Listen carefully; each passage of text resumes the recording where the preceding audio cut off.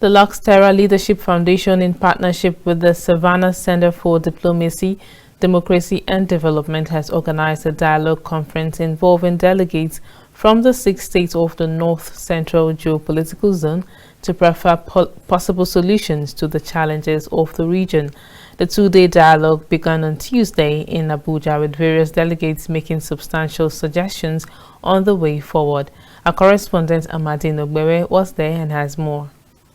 In response to the ongoing widespread call for dialogue toward resolving Nigeria's worsening socio-economic, political and security challenges, the Lux Terra Leadership Foundation, in partnership with the Savannah Center for Diplomacy, Democracy and Development, has held a two-day multi-stakeholder dialogue conference of delegates from the 6 states of the North Central Geopolitical Zone. In his remarks, the convener and executive director, Lux Terra Leadership Foundation, George Ewusani, stated that dialogue was the surest way to solving the prevailing issues. Dialogue has become a major imperative. As you heard everybody say, the country is collapsing, and we need to save the country from the brinks. The country is bleeding from every direction. Nigerians are crying. Nigerians are groaning.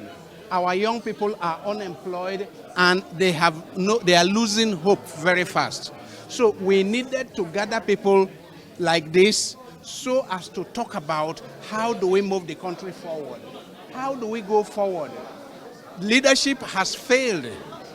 Let's stop pretending. Leadership has failed. You heard some people say it's like we have no leaders. Speaking at the conference, the Archbishop Emeritus of the Archdiocese of Abuja, John Onayekan, spoke about the need for press freedom to aid national development. And it is the greatest disservice to the nation when politicians gather around to turn people one against the other for their own selfish interests. It's not too late yet. It's not too late.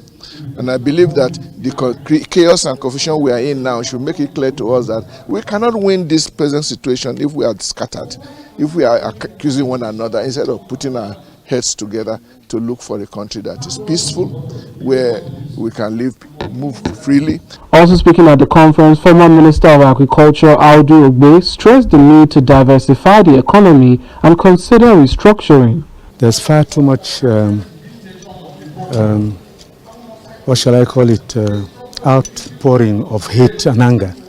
We understand why, but whatever happens, war is not an option.